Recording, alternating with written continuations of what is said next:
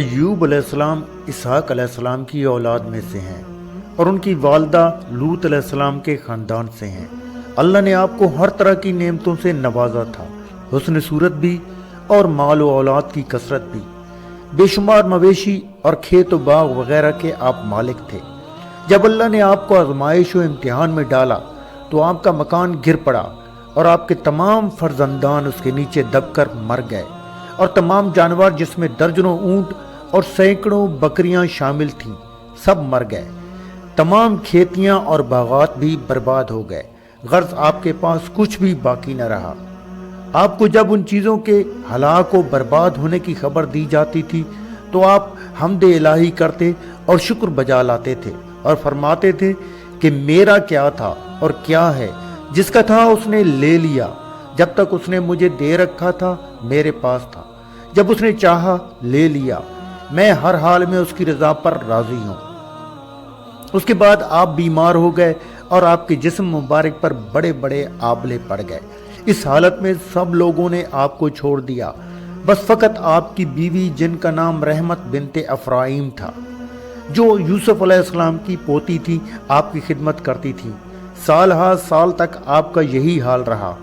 آپ آبلوں اور پھوڑوں کے زخموں سے بڑی تکلیفوں میں رہے۔ عام طور پر لوگوں میں مشہور ہے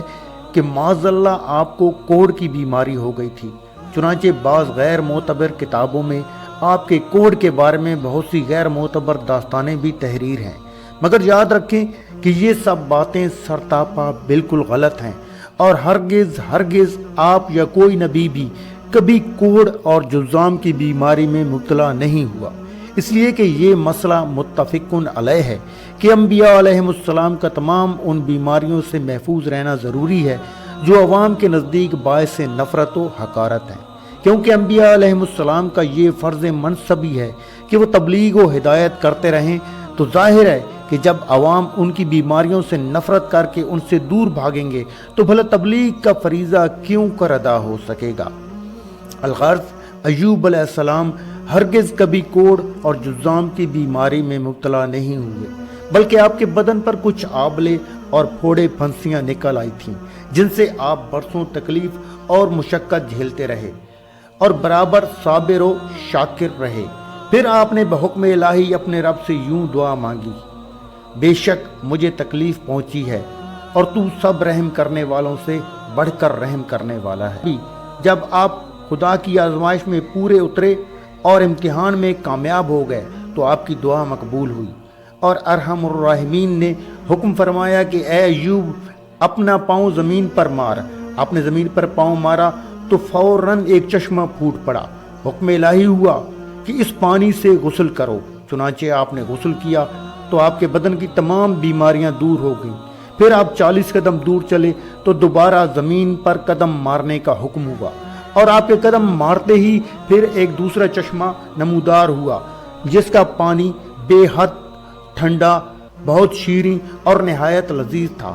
آپ نے وہ پانی پیا تو آپ کے باطن میں نور ہی نور پیدا ہو گیا، اور آپ کو اعلیٰ درجے کی صحت و نورانیت حاصل ہو گئی، اور اللہ نے آپ کی تمام اولاد کو دوبارہ زندہ فرما دیا، اور آپ کی بیوی کو دوبارہ جوانی بخشی اور ان کی کثیر اولاد ہوئی۔ پھر آپ کا تمام ہلاک شدہ مال و مویشی اور اسباب و سامان بھی آپ کو مل گیا، بلکہ پہلے جیسی قدر و مال دولت کا خزانہ اور اس سے کہیں زیادہ ملا۔ سو درے مارنے کی قسم،